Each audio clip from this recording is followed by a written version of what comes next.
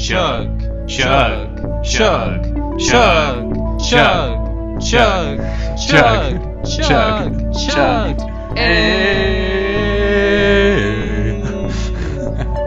Welcome back to the Wizard Staff. I'm your host, Guy. And I'm Blake. And we are two drunk novices who like to talk about EDH. We drink and swear, so you've been warned. Please drink responsibly when you're talking about children's card games. Tonight, we have the return of our very most favorite thing that happens every year, the Corset. Woo woo! And not just that, but for the first time ever, we are going to have a very special guest review with us. Say hello to my friend, Derek. Hello, I'm Derek. Hello, Derek. Derek's the last friend that I have who's a part of my San Francisco playgroup, who is now just joining us for the very first time. So, thank you, Derek. Yeah, thank you for having me. Are you excited for Corset? Yeah, I think that this Corset has like a lot of potential for like EDH, and I'm looking forward to reviewing it with you guys. Excellent. I don't know if you're a veteran listener, whether you're Derek or listening in right now, but Blake and I have recorded the Corset every year, and it's almost the bane of our existence because every year it seems to go somewhat not great, but this is the year that we change it. Derek, you're our good luck charm. Oh, what? You're our good luck charm. Sorry, I didn't catch that. What did you guys say? You're our good luck charm. Okay. Thank you. You're welcome. That little interaction right there was not a good indication of good luck for the podcast, but let's move forward. Derek, how long have you been playing Magic the Gathering? I think I started with Guilds of Ravnica, and then I didn't play Standard because my friends just immediately jumped me into Commander. Who was your first commander, and who's your favorite commander? My first commander was actually the Precon Mirren, and I tried to get really spiky with it, but basically like it ended up being like a Triskelion, like Machias, just infinite combo. I don't like infinite combos usually, so I switched from that, but I basically made a really stacksy Kalia deck, and right now that's probably my favorite. Yes, I've played against it multiple times. And then, we are a drinking podcast, so what are you drinking tonight? What is your alcoholic beverage of choice? So I have a Bud Light Chelada La Original Hecho Con Clamato. So it is, I'm assuming that it's basically like tomato flavored beer, and then there you go. Is that a thing? How does that taste? It tastes exactly like you would think it tastes, Like Bud Light, okay. What would be your normal drink of choice if you could have any drink in the world? I feel like just like flavored soju or like a Moscow Mule are like very solid, and beers are okay, but I usually like hard liquor better. Yeah, my man. Excellent. Alright, well, we're going to jump right into Corset because, we got a lot to talk about. This is the first time that we are going to be doing it in two parts, where we intentionally decided to make it two parts. We've often done two-part episodes, but we never planned for it. This time, we're trying to be smart. So this first part that you're listening to now, that'll be all about Legendaries, reprints, and the Planeswalkers. And then part 2, which will come out very soon, shortly after you're listening to this, it'll talk about the 99. And so we're going to be going into the good new 99 cards, and then some of those cards that are overhyped that you should not be playing. So, what is the Corset? We ask this question every year, and if you don't know, well, now you know. Core sets are the base sets of Magic the Gathering. The first core set would be considered Alpha. Core sets contain the fundamentals of the game and are a great introduction for new players. They were composed of primarily reprints for several years until Magic decided to spice things up and mix new cards with some old cards. It is the year 2020. Not a great year, but, we're in it. And Corset 2021 is coming out. What's that? It's a year later? Why is that? So, the best way to explain that is to go into Cars. Not the movie, but just car dealerships. So similar, but WotC names their Corset a year ahead of time. Companies like Target, Walmart don't like to sell products that have a year on it when they're selling it, not in that year. So when it comes to 2021, and if they were selling, let's say, Corset 2020, that kind of looks bad for them. So what Magic does is they sell Corset 2021. That way it'll go all the way into the year 2021. And then when we get Corset 2022, they will exit out of Corset 2021. Alright. So what's new this year? Normally this is just a Corset, so it's a lot of the fundamentals of Magic. You know, we get some returning mechanics, some awesome new reprints. The two big things for this set is that mill is officially a keyword. Yes! Woo! Yes! Yeah. So there's been a lot of debate about this because mill has often been considered one of those words that, unless if you're into trading card games, you probably don't know what it means. But WotC just said, fuck it, we're going to start putting mill on cards. And now, also, all hounds are dogs.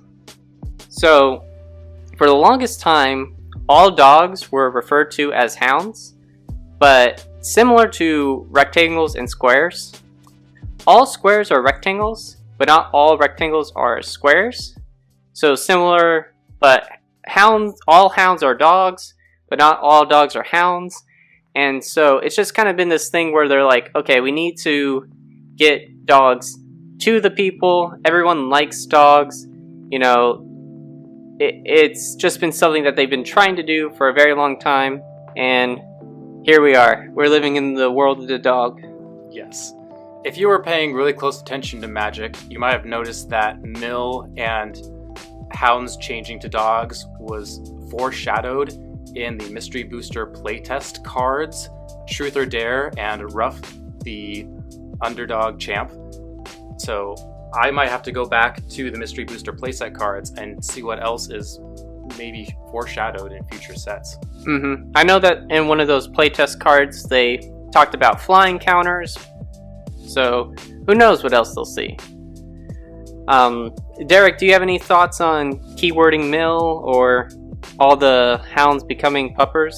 Yeah, I'm really happy because it's like, if you ever play card games in general, like, or the term mill was so commonly used but never keyworded, so it's just really nice to finally like see that.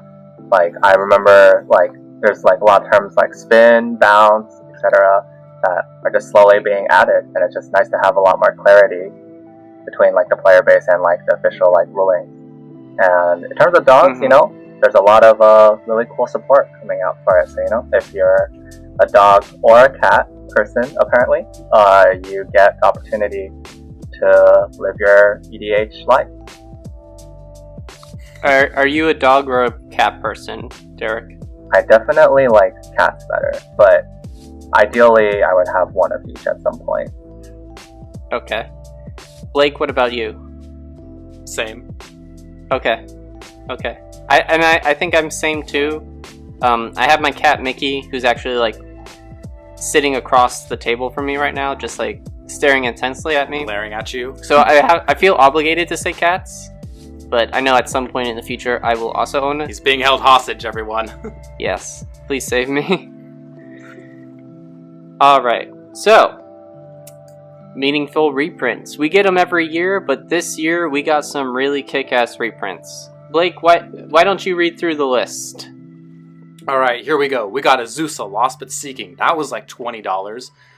And then we got Heroic Intervention, also like $20. Tormod's Crypt, Fabled Passage, Ruined Halo, Baneslayer Angel, Glorious Anthem, this time with art that was original on a judge foil worth like over $100.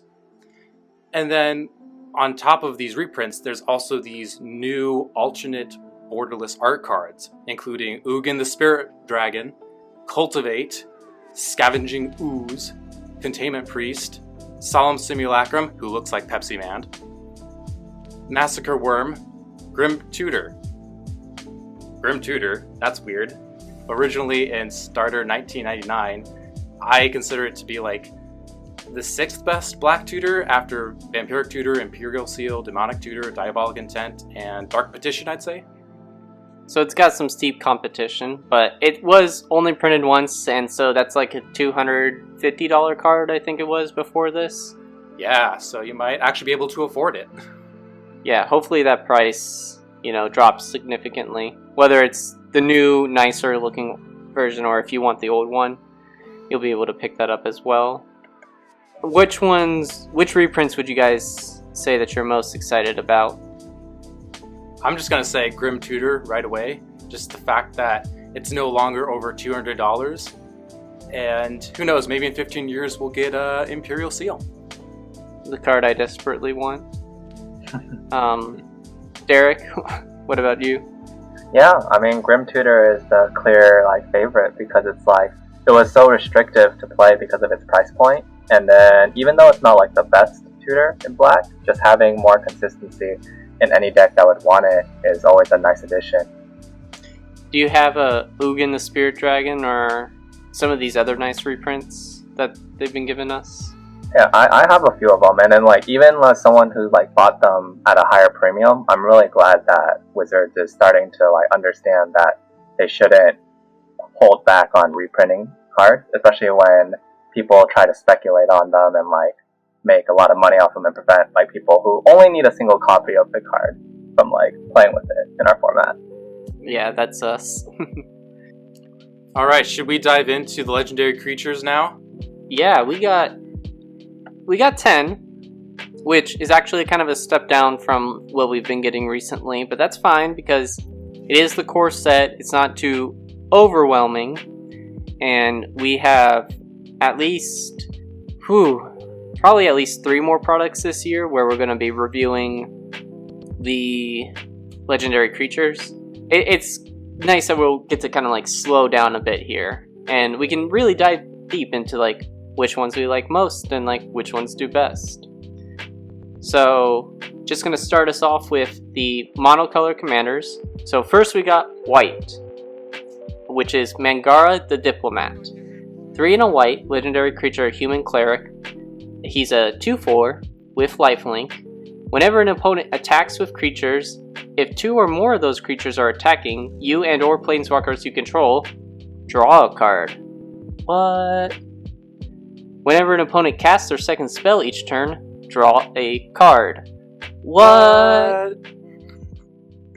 So this is nice, good white card draw. I'm skeptical to say whether or not this is more useful as a 99 or if people will want to build an entire deck around this, only because I know that more white decks need the card draw, and I don't know what Mangara's kind of winning strategy would be if he was the commander, if you know what I mean. Right, so I think it'll probably be more popular in the 99. Mm-hmm. Yeah, because that first ability is ever watching Threshold, and the more relevant ability is the second one, which is kind of like Crom Ludovic's Opus. And if you're watching on our YouTube video, we have all these cards on the screen so you can see. And I love this. I actually really love this. And what I love most about this is the fact that it is mostly benefiting specifically mono white and Boros decks in Commander, which are generally regarded as the 2 color identities that are struggling the most of all color identities in the format. Mm-hmm. Yeah, this just feels like white good stuff, which white didn't have enough of before. It's really nice to see that WotC is starting to experiment with conditional card draw. And then I don't think this card is necessarily gonna fix white, but it really creates this nice design space where white gets to rely on the opponents to fulfill specific conditions in order to get the same advantages of the other colors, because before it was just lacking that ability. I think it's similar to where Wizards did this for red, where they give them Underworld Breach or lighting the stage, just gives them pseudo card advantage, and then I'm glad to see that white finally has it. Yeah, I know that part of the reason why, they don't give white this kind of card advantage as often is because white tends to have the most answers to things. So they don't want you to have the ability to dig through your whole deck. But in a format like EDH, it's still important that, white has some way of being able to draw cards just because that's fundamental to the game. I believe Mark Rosewater has said in his blog post that Mark Rosewater, being the lead vision design at Wizards of the Coast, has kind of come around and said all colors should be able to draw cards as long as they're doing it within their color pie restrictions. Let me ask you guys a quick question before we move on to our next card. But how many cards do you think that you would probably get to draw off Mangara on a table rotation? 3. This is EDH. People cast multiple spells a turn. You'll definitely be getting cards more often from that second ability, and I do think it will be almost every single opponent triggering that draw trigger. I'm a bit more conservative because I think it'll come down on turn 4, assuming you curve out, and then in that scenario I think some people might play 2 spells, and then some people might only play 1. So maybe one or 2 cards, I think, at least during mid game where people are still developing. And I think we all agree it's still worth it even at that. Yeah, for sure. Yeah. It is good to note that it is only 1 trigger, so even if your opponent does cast 10 spells on their turn for some reason, you're only going to get 1 draw trigger off of the second spell that they cast. That's okay, I'll take what I can get. On a little bit of a extra note though, is that if player A casts 2 spells on player B's turn, you also still draw, I believe, because it just says when an opponent casts their second spell each turn, right? Oh, that is true. Yeah, nice. Yep. Looking forward to seeing how this changes people's deck building. Alright, I can talk about the next commander. We're moving into blue now. We're going in Wooburg order. We have Baron Tolarian Archmage. For 1 blue, legendary creature human wizard, 2/2. When it enters the battlefield, return up to 1 other target creature or planeswalker to its owner's hand. At the beginning of your end step, if a permanent was put into your hand from the battlefield this turn, draw a card. I would say it's not as good, not as powerful as the original Baron Master Wizard back in Urza Saga.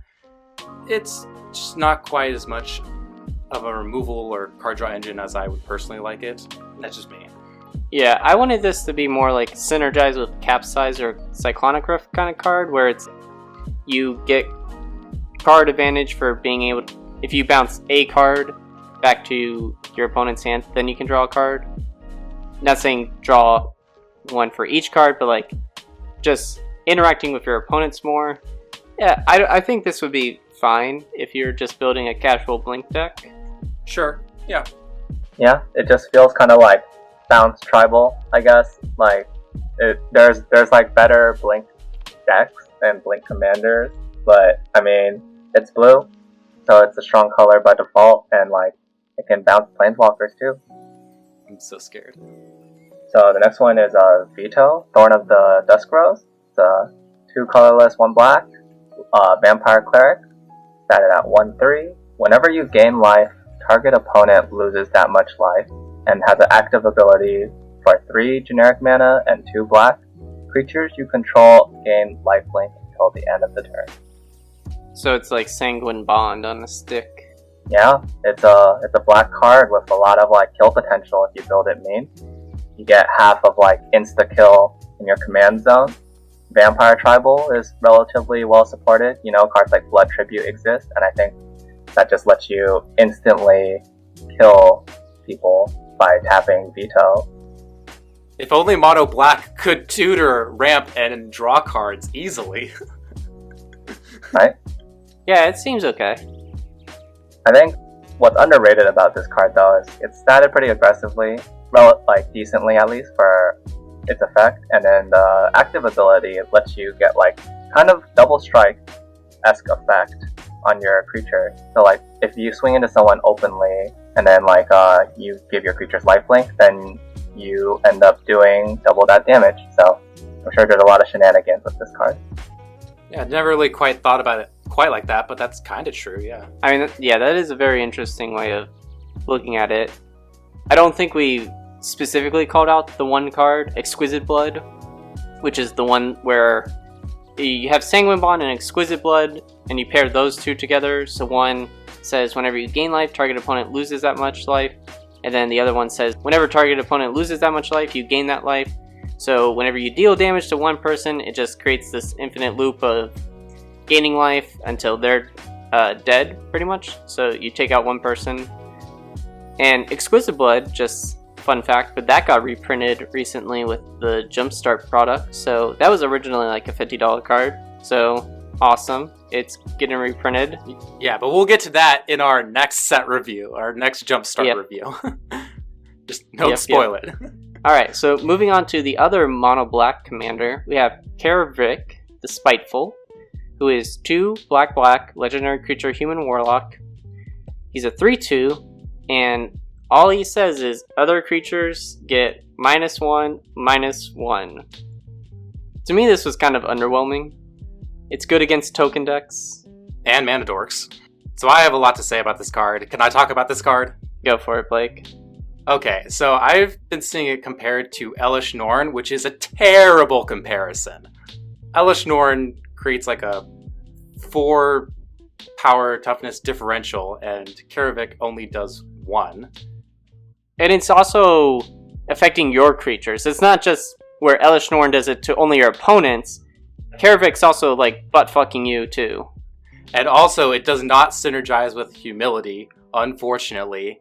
You can't just make everything a 1/1 and then kill it with Karavik, because Karavik will lose his ability first. So, useless. And I also just want to say this every set review, even though I just trashed on it, that not all legendary creatures are made for the Commander format, and that's actually a good thing. Like, this is probably better in some other format, and that's fine. We also last saw this character in Time Spiral, I believe, as Karavik the Merciless, and I liked that card a lot more. He was like really badass looking and had a good effect. Yeah, like it's a strange ability. Like, it's static, kind of mediocre, a little bit overcosted, and I agree where I don't think it's for Commander necessarily, but I think there are enchantments that give permanent like -1/-1 stats to things. So if you get enough of these out, maybe potentially you can create like a stack C board control mono black deck, but just doesn't seem like it'll be for Commander. It's very niche. And before we move on to the next card, I just want to quickly clarify and make crystal clear to all of you listening that WotC makes cards like 2 or 3 years in advance, so they could not have foreseen the events of real life when they made cards back in Ikoria like Space Godzilla Death Corona, or this card, which depicts a black character with flavor text that says, "I will steal the breath from your lungs." That's pure coincidence. Don't go yell at WotC. They couldn't have predicted that. Oh, wow. Okay, I didn't even catch that. Yeah, that being said, like, Zendikar, please don't, like, foreshadow some kind of, like, earthquake or, like, I don't know, the earth blowing up. I don't want that to come true either. Yeah, let's just move on to the next card. Yes. Alright, now we're moving into red, and we have Gadrick, the Crown Scourge, for 2 and a red, legendary creature, dragon, 5/4 with flying, obviously. Gadrick can't attack unless you control 4 or more artifacts. At the beginning of your end step, create a treasure token for each non-token creature that died this turn. Note that it only says on your end step. You won't gain benefits if creatures die on other people's turns. And cards like Blasphemous Act aren't going to be too good, since if you want to like clear your board and your opponent's board, which is going to be kind of hard to do if you're in just mono red, you're going to pretty much kill Gadrick too, so you're not going to be able to get those tokens. The best card that I thought of to like synergize with this is Descent of Dragons, which allows you to target all your creatures to turn them into dragons, and then at the end of your turn, however many creatures you killed, you'll get treasure tokens, and you'll also have like 5/5 dragons with flying, so that seems like a pretty good deal to me. Yeah, that does sound pretty good. I think this card's pretty hard to evaluate. I think it has to be put in the right deck, maybe like Corvold, because if its restriction can be minimized, it can produce a lot of treasure, which is really good. So I'm thinking maybe like Rakdos decks or Boros decks, because they can Wrath pretty often, and then you use those treasures that you generate on your end step to hold up for like interaction on your opponent's turns. Yeah, I think it's like, it's a pretty decent card. It's very aggressively statted, 3 mana for a 5/4 flying.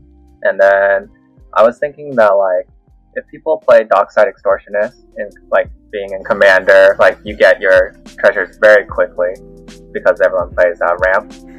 It's possible to maybe like swing like very early with this beefy boy, you know. But he seems interesting. He'll probably be paired 100% with Hellkite Tyrant, because Hellkite Tyrant innately allows you to have like a potential alternate win condition that synergizes very well. And then, you know, they're both dragons, so that's always like a flavor win. It's really cool as a card. I think it's interesting. Want to see if someone could break it, but I do think that it is better in the 99. Dude, if we got another Dockside Extortionist, I would lose my shit. That'd be so good.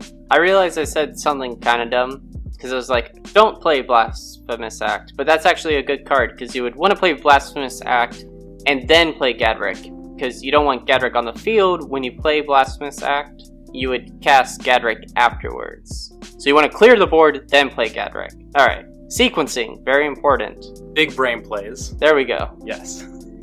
And Descent of the Dragons is still a good card. Alright, Derek, you want to read our next card? So this one is Subira Tweezidi Caravaner. 2 generic, 1 red, legendary creature, human shaman. It's 2/3 and has haste, has 2 abilities. First one is 1 generic, another target creature with power 2 or less can't be blocked this turn. And then the second one is for 1 red and 1 generic and tap. You can discard your hand until the end of the turn. Whenever a creature you control with power 2 or less deals combat damage to a player, draw a card. So you're saying card draw in red. That's pretty good. That's nice. That second effect is very interesting, I think. I will say I'm a little bit skeptical on this.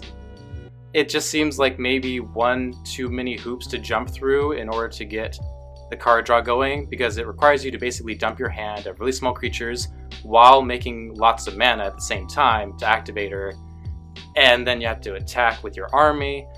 I mean, by all means, prove me wrong. Kill me with this card, I'll buy you a beer, but I'm a little bit reserved. Yeah, I think like I'm on the flip side where like I'm pretty excited for this because it's very good at very quickly running through cards in your deck. You discard your hand, and then if you manage to go wide, you can potentially draw like a lot of cards. And then I was thinking that you can treat your graveyard as like a secondary kind of hand in this situation and play like some type of Mardu reanimation package with Alesha, reanimate, just any generic black card that can like bring cards back. You get combo pieces. Or just Underworld Breach. I hear that card's good too. Yeah. I think there's a lot of stuff that you can do with this. I saw something about like Najila, the Blade Blossom, like creating like 1/1s and attacking with this. Like, I think this card is better than it looks on a face value. So on that note, do you think that it is better as a 99 card or as a commander card? I think it would be more powerful as a part of the 99, but I would be excited to see a mono red version of this. I know that the Game Nights is going to have Josh playing this as his commander, so I am interested to see how he builds it, because to me it's like, I don't see this being your commander. This just feels like it could be like good support for like a Goblins deck or something where, you know, you have a lot of creatures and then you're able to like get them into hit and then you can like draw cards. So it just seems okay to me. But yeah, I'll buy you a beer if you prove me wrong. Alright, so next we're going to move into green. So our last in the Wooburg order.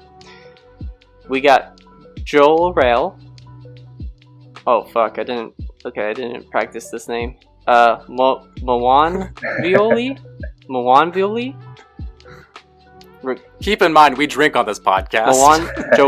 Jorel Mawanvuli, Recluse. So 1 in a green, legendary creature, human druid. She is a 1/2. Whenever you draw your second card each turn, create a 2/2 green creature token.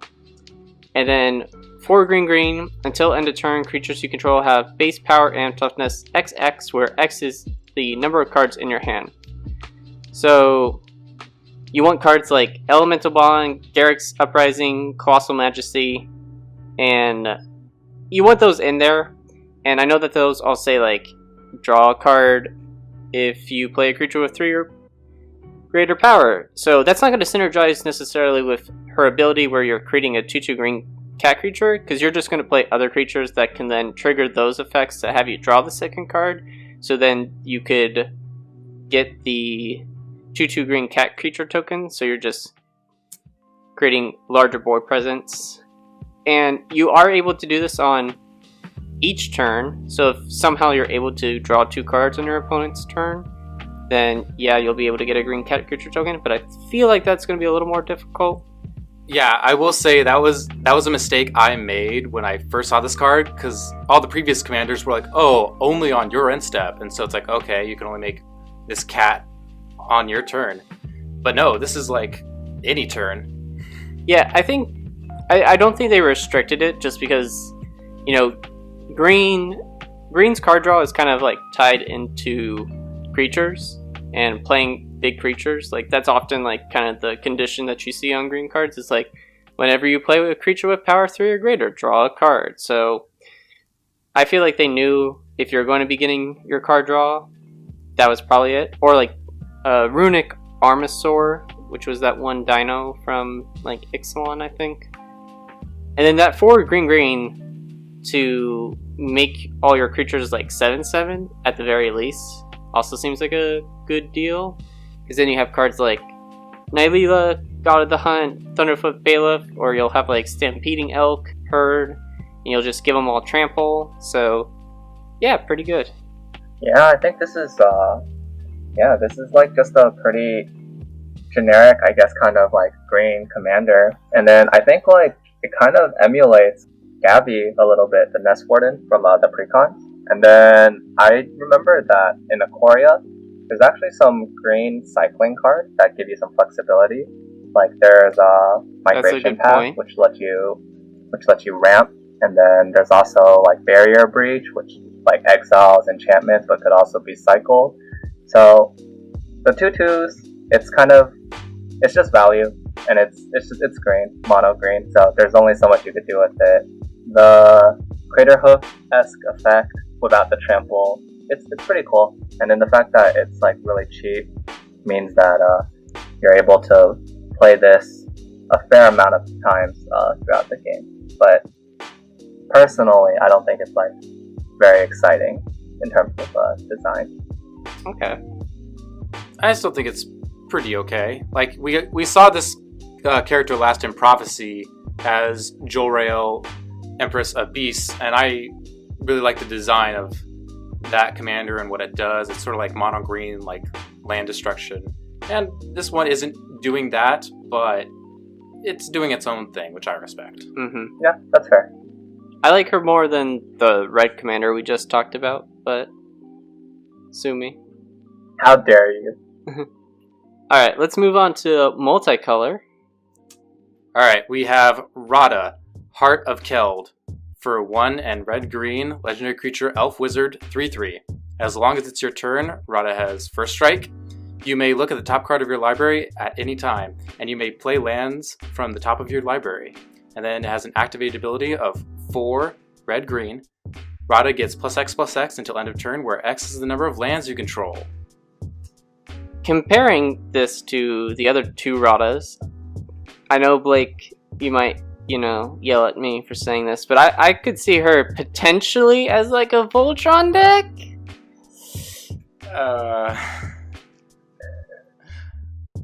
Why do you say these things to her?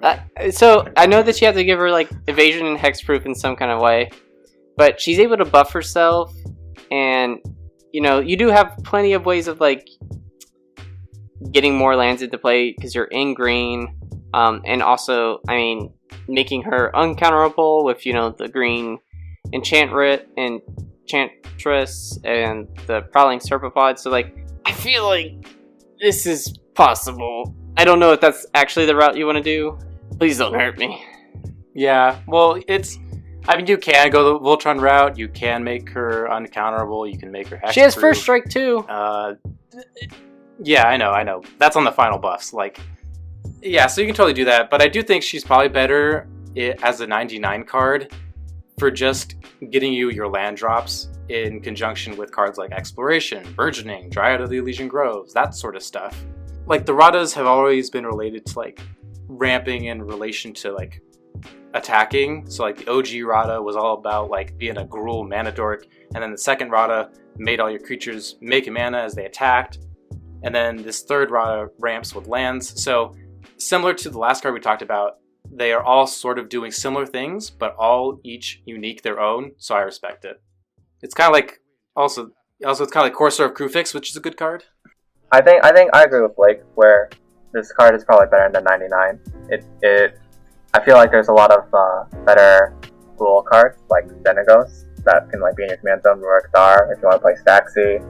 This card I feel like would supplement those game plans really well, but on its own you need to create a deck completely supporting it, but it doesn't even have that strong of a payoff because you need to, like you said, you need to give it hexproof, you need to give it like trample, like it needs like additional assistance in order to get to that point where it can like one-shot someone. It's okay, guy, I still love you. Okay. Alright. Mixed feelings on my end. We got two more commanders. Alright, Derek, you're up. So this one is Niambi, the Esteemed Speaker. It's 1 white, 1 blue for a legendary human cleric.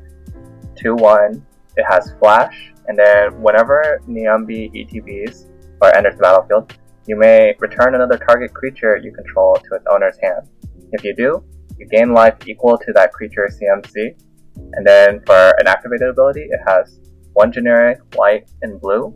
Tap, discard a legendary card, and then draw, or a legendary creature, and then you draw 2 cards. Yeah, I'm gonna be honest, this is a hard meh for me. It's kind of like too little card draw or value. And as a commander, Azorius has always struggled with any decent win condition. So I'm going to be honest, I'm not real hot on this card. I think it was good support for the decks that have the legendary theme. And since you'll always be able to like discard 1 to draw 2, seems okay. As a 99, I saw this combo where it helps with like Allurn decks in a pseudo CDH combo, which boils down to you have Allurn out on the field, and then you play like Imperial Recruiter or like Recruiter of the Guard. Those go search for like Cavern Heartbeat or Parasitic Strix, puts that into your hand. You put in Niambi, bounce one of those back to your hand, and then you're just able to automatically replay it because of Allurn. And then you're able to go get the other one of those birds that I just mentioned that you didn't grab before. And yeah, those 2 birds, Parasitic Strix and Cavern Harpy, create this back and forth loop that pretty much kills everyone. And that is a really dumbed down explanation, so I'm sorry if I butchered that. But she seems like she'd be good in like decks that at least run that combo, and just makes it a little easier for you to tutor those out. So I think 99 rather than pure commander. Yeah, I think it goes really well in the 99 for like legendary decks. To say whether like Captain gives you 5 colors, and then I think that the key part of her is that she has flash. So because of that, she's allowed to basically be a 2 mana protect, like pseudo protect for your legendary creature, while also immediately turning that into card draw. You can potentially like build this around like some type of reanimation theme, like with maybe Kethis, the Hidden Hand, or Luris with the Dream Den, And then I also think that it's just interesting that she can play a lot of roles in this legendary deck, and I'm curious. I think she's a good card advantage engine in that, while also again like veto protection. Fair enough. I'll agree with that. All right. Last commander that we are going to be talking about tonight is the Buy a Box promo, and I think it's probably going to be the one that's the most popular. It's Rin and Seri, Inseparable. 1 red, green, white. Legendary creature. Dog, cat. 4/4. Whenever you cast a dog spell, create a 1/1 green cat creature token. Whenever you cast a cat spell, create a 1/1 white dog creature token. So for 1 red, green, white, and tap, Rin and Seri deal damage to any target equal to the number of dogs you control, and then you gain life equal to the number of cats you control. Yeah, so what you do is you do Allurin and white mainline, and you make infinite 1/1 dogs, and then you wait an entire turn and then attack. That's kind of like the best I can figure it out. It's a pretty casual deck. It's cool. It's got a dog. It's got a cat. Adorable as shit. Yeah. I'll do you one better, you know? For the white main line, you have to have Perforos on the field as well. Who? And then you add on Earthcraft. I'm gonna ignore you guys. Anyway, you have Perforos, Rin, Seri, white main line, and Earthcraft. And then that way, you get to skip the waiting a turn to attack and then ping everyone to death with your amazing 4-card combo. There you go. Dude, I love 4-card combos. Aren't they great? Yes. Yeah, no one's ever heard of Perforos. Get out of here, guy. I don't know. He sounds pretty cool. Maybe I'll build a deck around him. Deal some damage. Or just, mess up your combo and die. But, anyways. So what do we think is like the best new commander out of this entire set? Well, for me, Vito gets the pick because he's half of a 2-card win condition in your command zone, and since, you're in black, you're able to tutor out, the other win condition. You have plenty of ways of just either pinging your opponents to, make, the triggers go off, and then, you drain everyone, so, I don't know, he seems like the most, he doesn't seem like the most EDH hyper-competitive mega commander ever, but he definitely seems like he has the most consistency of he has the specific way of this is how I win. Yeah, I agree with you, Guy. In terms of power level, it's definitely Vito. In terms of what's going to be popular, I think it's going to be the cat dog commander. Yep. Because who doesn't love cats and dogs? Even if you don't like one, you like the other. And if you dislike both cats and dogs, then you're probably a sociopath, and I don't want you around me. So I imagine this is just going to go crazy. Mm-hmm. Yeah, I mean, the art for Rin and Seri it's amazing, I saw it and it's this is beautiful. But I do think that Vito is the strongest legendary creature played as a commander. But I still stand by the fact that I think Subira has potential to be much stronger than people anticipate. Interesting. Yeah, I'd love to see someone kick my ass with it. Just prove me wrong. Prove me wrong. Just before we move on to the Planeswalkers, are any of these commanders interesting enough to you guys where you want to build this? I'm picky, so no. I think that since Wizards has just decided that Commander is the heavily pushed format that they want to go towards, there's a lot more cooler design space with for example, just Mutate from the last set, Ikoria, and there's a lot of commanders that are very interesting, and I think these cards, they're all better at supporting those commanders than being the commander. Yeah, I'd agree with that. Can we do the bad Planeswalkers? Yeah, so talking about Planeswalkers, we didn't even write out the complete list of what Basri, Chandra, and Garrick do, just because they are also mediocre. Garrick's maybe okay in a deck in a he's like, okay. I can always just say like what he does, right? Like, so Garrick is 4. No, I don't want you to read it forest. out. That we know. He doesn't even No, deserve that. no. Okay. Alright. Very mediocre card. You guys have to take our word for it. Read the card on the YouTube the screen. It's just like I think the only closest one is Liliana, Waker of the Dead, because it's 2 and 2 black for Liliana, 4 loyalty. Its +1 is each player discards a card, and each opponent who can't loses 3 life. The -3 is target creature gets -X until end of turn, where X is the number of cards in your graveyard. -7, you get an emblem with at the beginning of combat on your turn, put target creature card from your graveyard, a graveyard, into the battlefield under your control. It gains haste. Like, there's not really a discard-focused commander, like maybe Kroxa, but that's like the best we got. Spoilers, there's a new discard commander in Jumpstart. So that's why I'm actually talking about this card. Yeah.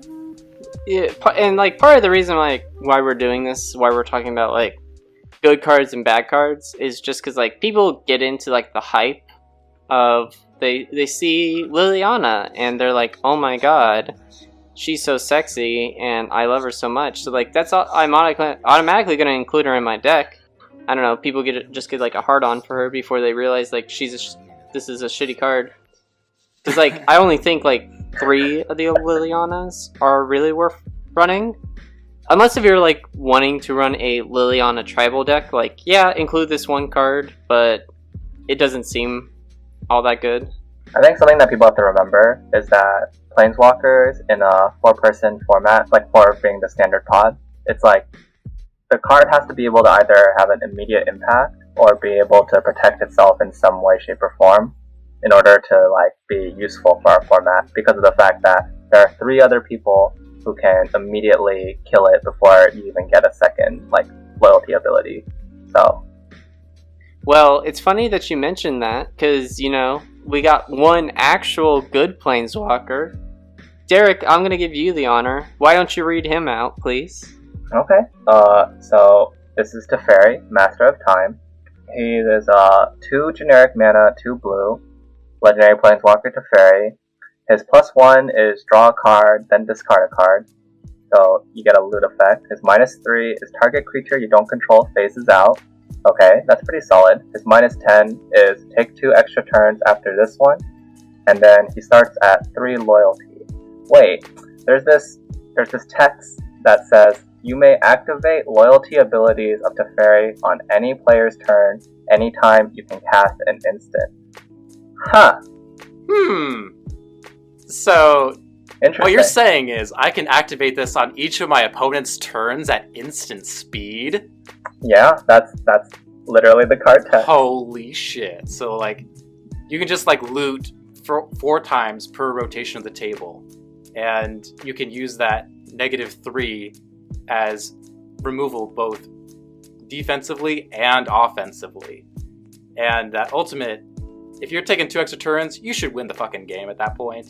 So this is just like a slam dunk.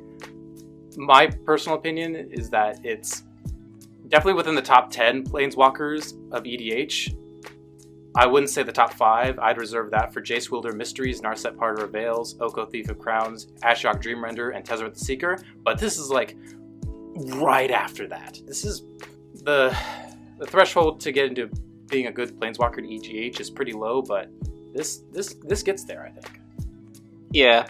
Combo this with also Oath of Teferi, which is a legendary enchantment for 3 white blue. And pretty much the important part is that you can activate abilities of Planeswalkers twice per turn. So this would allow you to get Teferi to go off twice on your turn, on your opponent's turns. So what you do is you run this in your Super Friends deck, obviously, and you have Atraxa, and you have Oath of Teferi out, Atraxa, then you play this card, you +1 twice, and then you proliferate, so you +3 for your turn, so now you're at 6 loyalty, and then you go around the table, you get the +1 to go off twice, and then you come back, and now you're at 12, so you +1 one more time, Now you're at 13. Then you minus 10 to get those 2 extra turns. And then pretty much the math checks out where you will be able to then use your extra turns to get back up to 10. Take those 2 extra turns again. So by now you're taking, I think, 5 extra turns.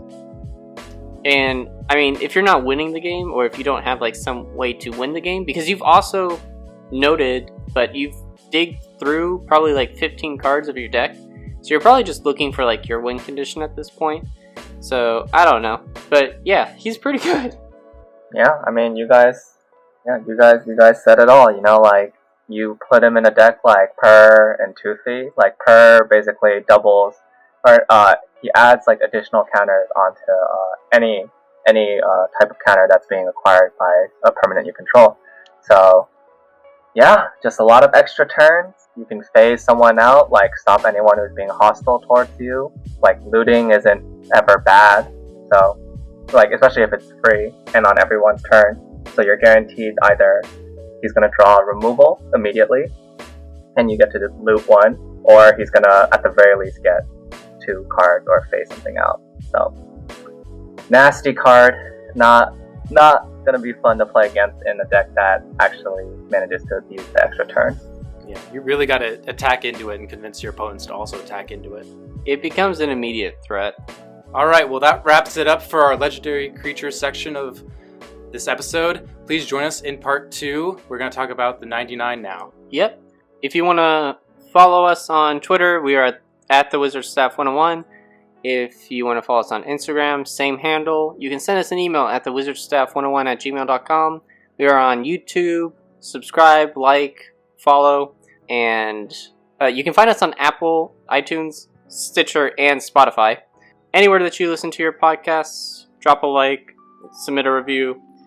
Really appreciate it. And yeah, join us here pretty shortly for our part 2, where we talk about the good and the bad 99.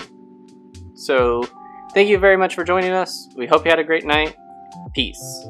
Peace. Bye-bye.